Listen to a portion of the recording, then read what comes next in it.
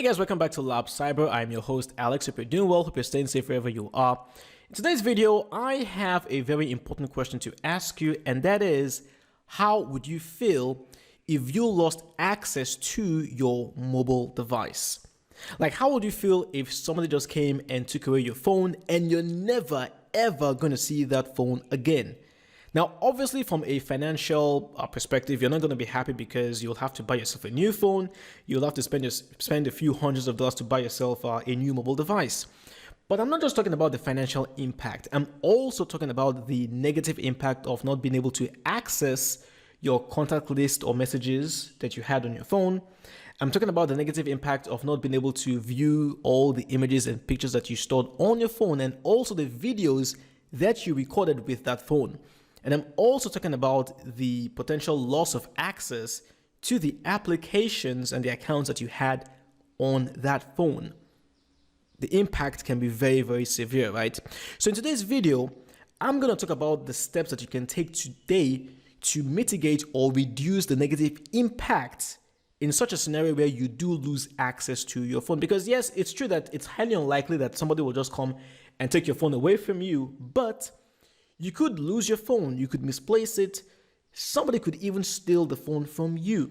So how prepared are you for such a scenario? And I'm going to be talking strictly from a cybersecurity perspective. So coming up, I'm going to give you 4 main tips to prepare yourself for such a scenario, and I'll also discuss what you should do in case you do lose access to your phone. So without wasting any time, let's get started. All right, so the very first thing you want to do is to set up the Find My iPhone feature if you're using an iPhone, or the Find My Device or Find My Phone if you're using an Android. In my case, I'm using an Android made by Samsung. It is the Galaxy S7. And if I was to go to google.com/android/find and I follow all the steps, you will find a page like this where you can then play a sound on your phone just to locate it, or you could even erase the device, and this is the whole point. I don't know about you, but there is something rather unsettling about a thief going through your contact list, going through your pictures, watching your videos, things like that.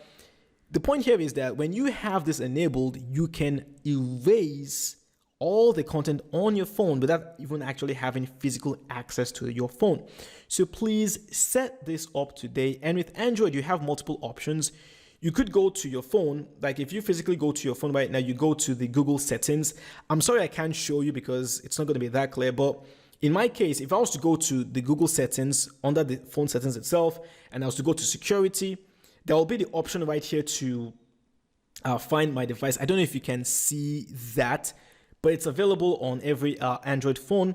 But you could also go the browser route. You go to google.com/android/find, follow the steps, and then also depending on your manufacturer, they might have a feature on their own website. In my case, I am using a Samsung, like I said, and if I was to go to findmymobile.samsung.com, I'll have the option in here to first of all sign into my Samsung account, follow the steps, and then I'll easily be able to remotely locate my phone. So please make sure you have that enabled. And of course, if you're using an iPhone, you do have options as well. You can use the Find My iPhone feature that should be available on your iPhone. You could also go to the iCloud.com/find, add your Apple ID, follow the steps, and you will be able to locate your phone remotely via your browser. So please make sure that you set this up today, because it's extremely important that you are able to permanently wipe out all the data on your phone if you no longer have access to it. So please make sure that you set this up today. Tip number 2 is all about reducing the dependency on your phone for authentication. Now, I'm using Coinbase here as an example, and then right here under the 2-step verification process, you can see that there are several options available, right? And the one I'm currently using is the authenticator method. However, a better method of authentication is going to be the use of the security key, which I do not yet have. I already ordered it. I'll be getting it either today or tomorrow. I will make a video talking about the key once I get it. But here is the key right here. It's called the UB key. Now, the reason why this is much better is because it's more secure than using the Authenticator app on your phone. And then unlike your phone that you actually have to take with you everywhere you go, you can keep your security key at home. It's like a USB. Just keep it at home and then only use it when you have to access such important accounts. So wherever possible, make sure that you have the security key option enabled over the Authenticator app option. I would highly recommend that you get yourself today a security key. It is worth the amount. It's actually not that expensive. I think you can get one for like $60 or $70. It's not that expensive, and trust me, it is worth every penny. Again, I will make a video once I've gotten my own UB key. But wherever possible, try to use the security key as opposed to the Authenticator app option. Also, in other situations where you don't have the option to use a security key, I do have another example right here, which is the Wise, formerly known as TransferWise. I use them to transfer money and receive money internationally. Now, if I wanted to gain access to my TransferWise account on my desktop, I will have to use the TransferWise app on my phone to grant me access. So again, how can I change that? How can I reduce the dependency? Well, in the case of TransferWise, they do have the option to add a backup phone number. I haven't done so I really need to get that done ASAP, and I will do so immediately. So wherever possible, try to explore other options for authentication and not just the Authenticator app on your phone. And please completely avoid using the SMS method. It is extremely insecure. So if you've been using that for any of your banking applications or other important applications, please disable that and go with the Authenticator app at the minimum. And then again, wherever possible, use the security key method over the Authenticator app. Tip number 3 is all about disabling automatic logins to the applications on your phone, and especially the very, very important applications. Let me give you an example. Right here on my phone, you may not be able to see it properly, but I do have the Coinbase application right here. Now, if I clicked on the icon for the Coinbase and I launch the app, you can see that I do have to sign in. It is not automatic log in. I know how tempting this can be. You simply log in once and you don't have to log out anymore. You launch the app, it immediately opens up. I know how tempting that can be, especially if you're somebody who checks Coinbase multiple times per day, right? I know how tempting that can be, but please think about this for a second. You have your Coinbase app open automatically by default. You go out there, you lose your phone. The thief is able to bypass your PIN. They unlock your phone. They immediately launch the Coinbase app and they have immediate access to your portfolio. Think of how serious that can be. So please disable automatic logins. Same thing goes with your banking application, any kind of really, really important application. Now, I'm not going to lie to you.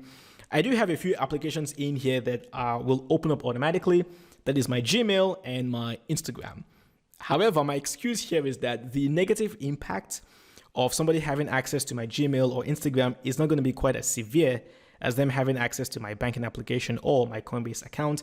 And besides, you can always go to your Google settings or your Gmail settings, go to security and log yourself out of your mobile device. Same thing goes with Instagram, Facebook.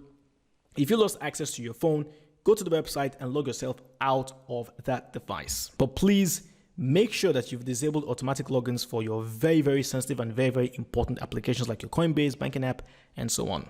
And tip number 4 is all about backups. Obviously, yes, you want to make sure that you've backed up all your contacts, your images, and your videos, but what are the best ways to do this? Well, regarding your contacts, whether you're using an iPhone or an Android, you will have in your phone settings, you will have the option to set up a backup process automatically to the cloud for your contacts and also for your apps like WhatsApp, Signal, Telegram, for all the chats, messages. Within that app, there should be a way for you to set up an automatic backup either to your Google Drive or iCloud Drive or whatever cloud service that you're using. So please set that up today. Now, regarding images and videos, I like to use the Google Images app. Right here, if I was to go to my Google account, you will see it right here, Google Photos app. It's right here, and I've set it up so that my images that I take on my phone, my videos, they get automatically backed up to the Google Photos service and my Google Drive account. You can set it up today if you haven't done so already, and I believe they give you 15 gigs free. I'm not entirely sure about the actual amount, but I think it's about 15 gigs. You can set it up, but please make sure that when you're setting this up, make sure that the backup process is set to automatic, not manual. And I believe also for iPhone users, you can also take advantage of the Google Photos application as well.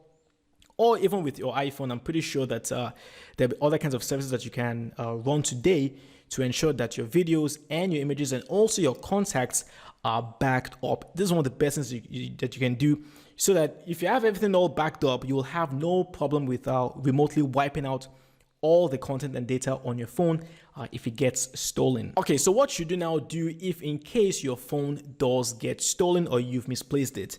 Now, I'm going to assume that you've taken all the 4 steps that I've just talked about. The first thing you want to do is that you want to make sure that you remotely wipe out all the data on your phone. That's the reason why I talked about it as number 1 in my tips. Get yourself to your desktop, your laptop, and immediately wipe out all the information from your phone. And then second, get in contact with your mobile service provider. Tell them that, hey, look, my phone has been stolen. Can you permanently disable my phone number? And then third, try to reach out to all your most important contacts, your family members, your friends, whoever might be like really, really important, your business partners, it all depends. Try to inform them as quickly as possible that, hey, I've lost access to my mobile phone. And if anybody tries to call you saying that they're me, don't believe them. That's exactly what you should do. Some people also say that you should go to the authorities, go to the police. I guess it depends on the country you live in.